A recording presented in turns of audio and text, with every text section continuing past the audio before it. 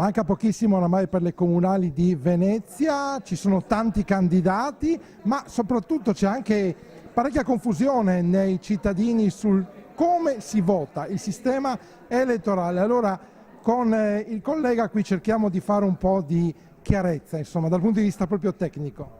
Ricordiamo all'elettore che avrà 3 schede in mano, perché riceverà quella per le regionali, quella per il Consiglio Comunale di Venezia e poi c'è anche quello per la municipalità, quindi sono 3 schede di 3 colori diversi. Per quanto riguarda il Comune, se la domanda ricordava questo, ci saranno le candidature dei sindaci, alcuni sostenuti da una sola lista, altri che avranno a sostenerli una intera coalizione.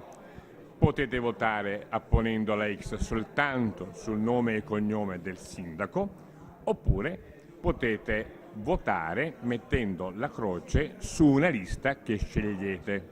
In questo caso il voto si trasferisce automaticamente anche al candidato. Poi potete scegliere anche di dare una preferenza per 1 o 2 consiglieri, candidati consiglieri comunali. In questo caso dovranno essere di genere diverso, ossia un uomo e una donna, oppure una donna e un uomo. Se sceglieste 2 donne o 2 uomini, teoricamente la seconda preferenza verrà annullata. È possibile anche tecnicamente quello che si chiama voto disgiunto, cioè apporre una croce su una lista e magari un candidato consigliere, ma poi sul nome di un candidato sindaco che non è collegato a quella lista, cioè scegliere a destra per il consigliere e a sinistra per il sindaco o viceversa, dando il senso di destra e sinistra semplicemente perché ho 2 mani e non ne ho una terza.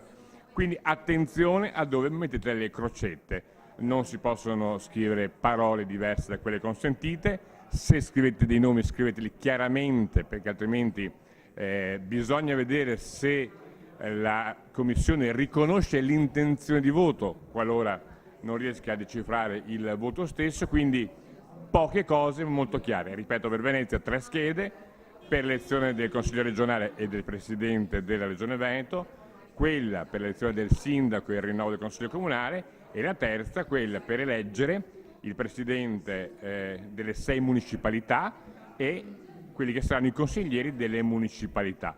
Vedrete che per le municipalità le candidature numericamente saranno inferiori perché non tutti presentano le liste sia per il Comune che per le municipalità.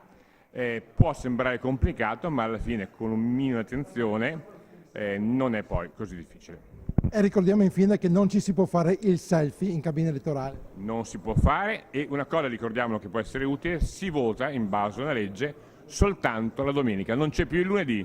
Non pensate a domenica vado al mare, tanto voto domani, si vota soltanto la domenica. Quindi bene, leggete fuori porte, però se volete votare, il voto è un diritto ma è anche un dovere, fatelo prima di partire per la gita oppure tenete conto all'interno dei vostri orari di tornare in tempo per la chiusura del seggio. Dovete recarvi al seggio con un documento di identità in corso di validità e con la scheda elettorale, quella che viene rilasciata al Comune. Se non l'avete persa, il cane l'ha mangiucchiata, ecco, potete andare tranquillamente nel vostro Comune, anche il giorno stesso, anche il giorno delle elezioni, dovrebbero esserci uffici aperti e farvela rilasciare.